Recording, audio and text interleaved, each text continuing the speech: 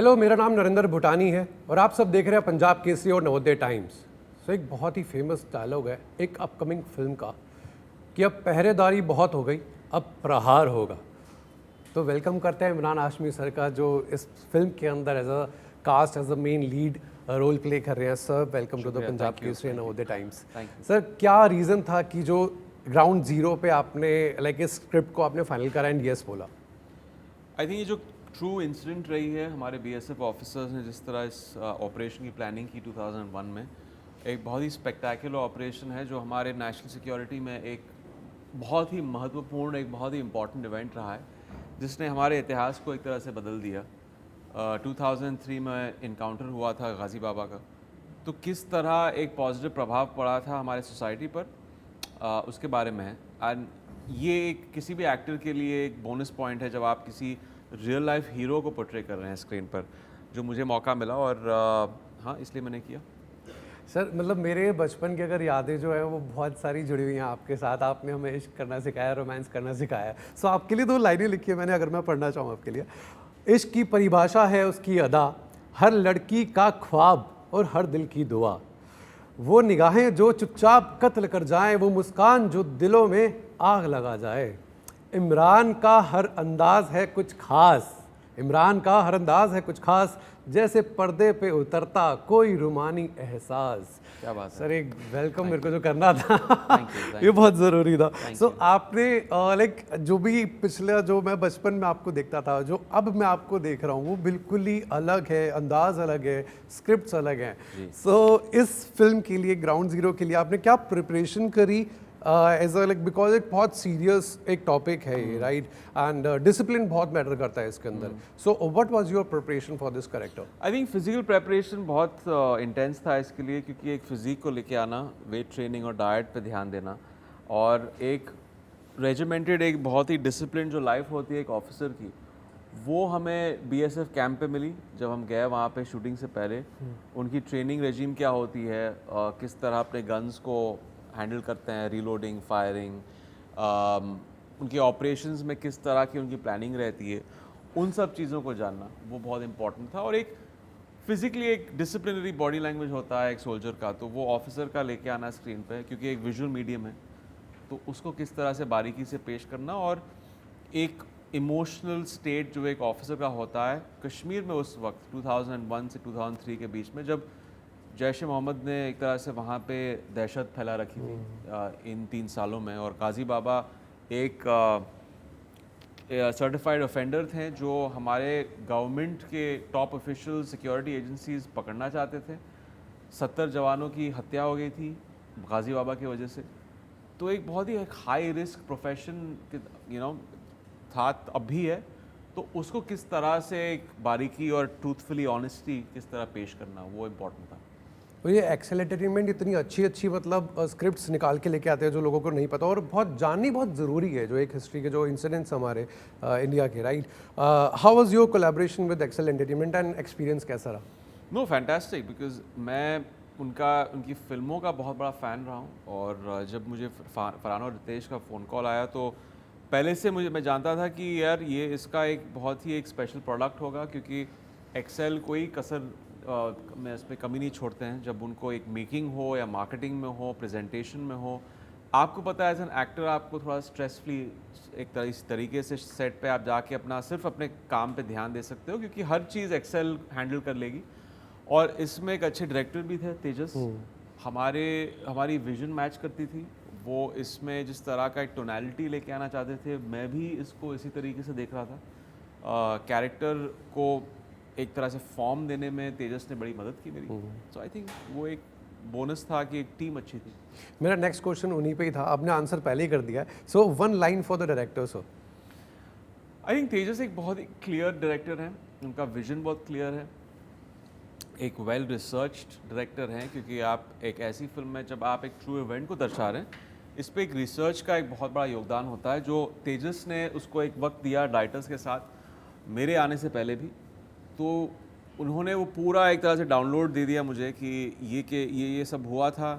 दुबे जी का नंबर दिया मुझे, उनसे इन टच में रखवाया, हम साथ में दुबे जी से मिलते थे, बात करते थे। तो वो सारी चीज़ें बहुत फ़ायदेमंद रही। कभी ऐसा होता था, क्योंकि आपको भी इतना एक्सपीरियंस है इंडस्ट्री में, राइट, इतने सालों का एक्सपीरियंस है, कभी ऐसा हुआ है कि आपके हिसाब से कोई सीन उन्होंने अगर ब्रीफ करा है या वो जिस तरह से वो चाहते हैं, आपने कुछ इनपुट दिया हो और वो मान गए हो, या मतलब वो एक्सेप्ट वो करते तो थे? हमेशा होता है। आई थिंक एक फिल्म मेकिंग कोलैबोरेटिव चीज़ होती है, एक डायरेक्टर्स मीडियम है, बट जब आप फिल्में शूट कर रहे हैं तो ऐसा होता है, जब आप सेट पे आते हैं तो कभी कभी स्टेजिंग आपको वो बैठती नहीं है जो डायरेक्टर दिखा रहा है, या वो आपको कन्विंस कर देता है कि जो आप सोच रहे हैं इससे ये बेहतर होगा और क्यों बेहतर होगा।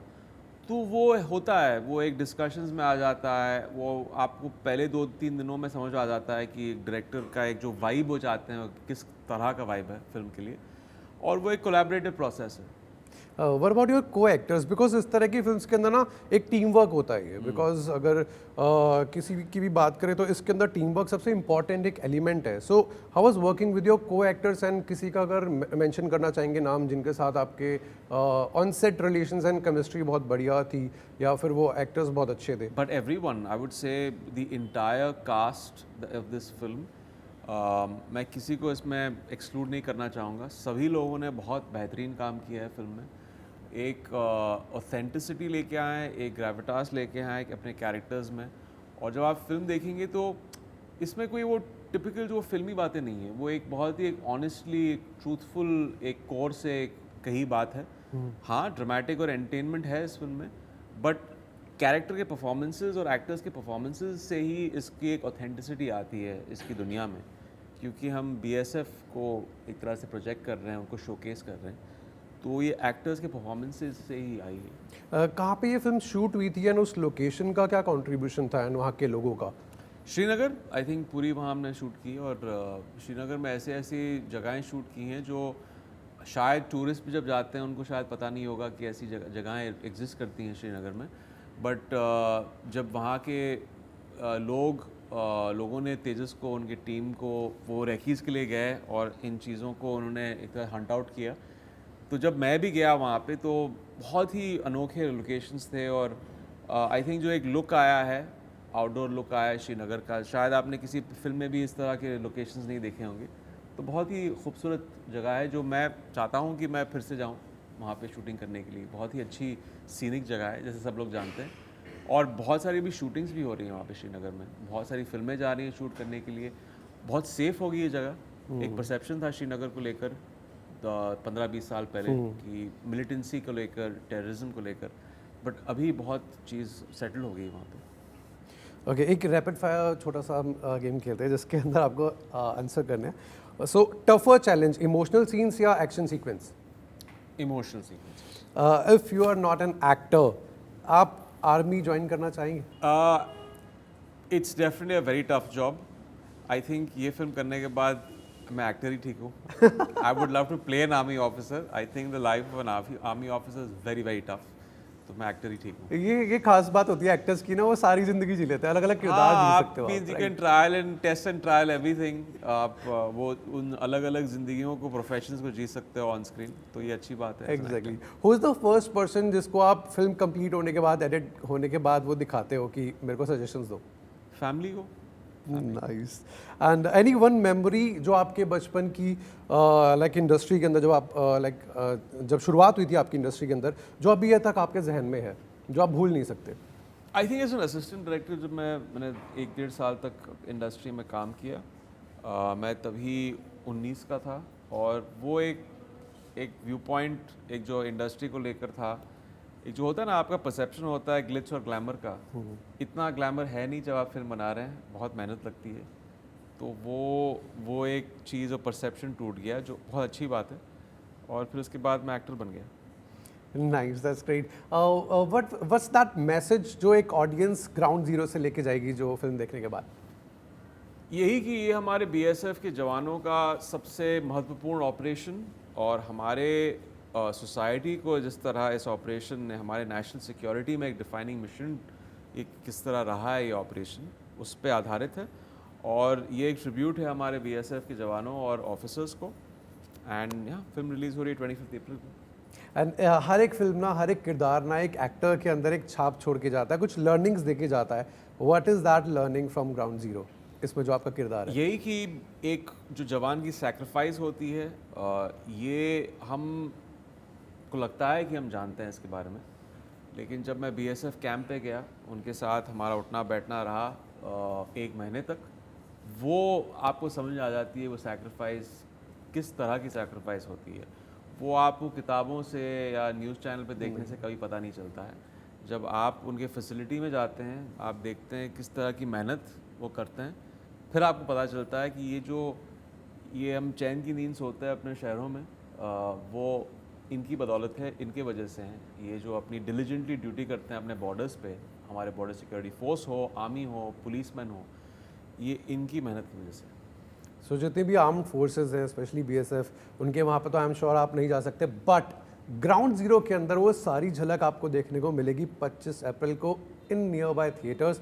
ज़रूर देखिएगा। Thank you so much Thank you, Sardar.